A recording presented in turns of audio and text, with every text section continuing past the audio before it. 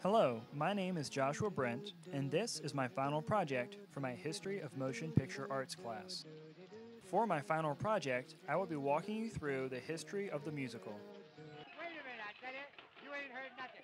The musical genre was first imagined in 1927 when Warner Brothers Studios released The Jazz Singer. Goodbye. This was the first feature-length film to use the Vitaphone to implement talking and singing into a film. That takes me. Even though The Jazz Singer was a big success, studios didn't see the value of talking and singing in films until Warner Brothers' next release, The Singing Fool, a year later. The Singing Fool made about 13 times over what it cost to produce and was the highest-grossing film of that decade.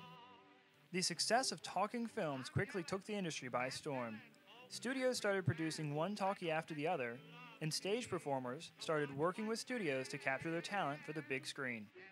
Almost every talkie created in its first few years had a few songs in it, but were still for the most part silent. Sadly, studios stressed the template so much that audiences started to grow tired of mediocre film with a few good songs in it. By 1931, just 4 years after its inception, the musical genre had slowly passed away and gave way to mostly full talkie productions.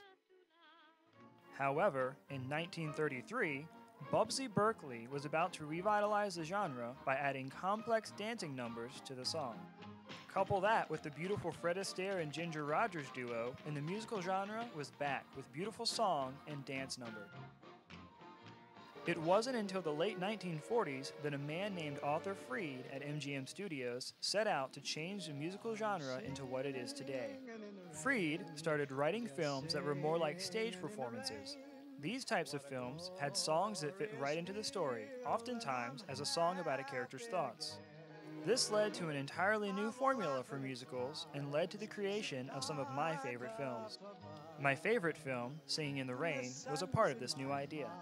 Even though there were a few hit releases in the 1960s, a lot of the musicals released during the late 60s didn't appease audiences. Society was changing, and studios couldn't determine what the audiences wanted that they could provide. Then, in 1968, the Hays Code saw its end. Doing away with the Hays Code sparked an influx of more gritty, violent, and sexualized musicals to be released that were in line with the ideology of the time. Movies like Saturday Night Fever, New York, New York, Grease, and The Rocky Horror Picture Show stunned audiences with their sexy, edgy, and rebel themes. In the 1980s, many hit stage musicals were popping up, and audiences wanted to see their favorite stage musicals make a move to the big screen. This prompted many films to be made that were either direct stage-to-film or adaptations of the original script. Also in the 1980s, Disney made some huge family-friendly musicals like Aladdin and The Little Mermaid that really made the animated musical a huge success. Since the 1980s, there hasn't been a lot of change in the musical genre. If anything, there have been more remakes and adaptations that bring old films into the new age. The most notable change is that musical film is slowing down, but musical TV is on the rise. I personally don't enjoy this, but I'm sure that there are many people who do. Thank you for watching my video, and I hope you learned something today.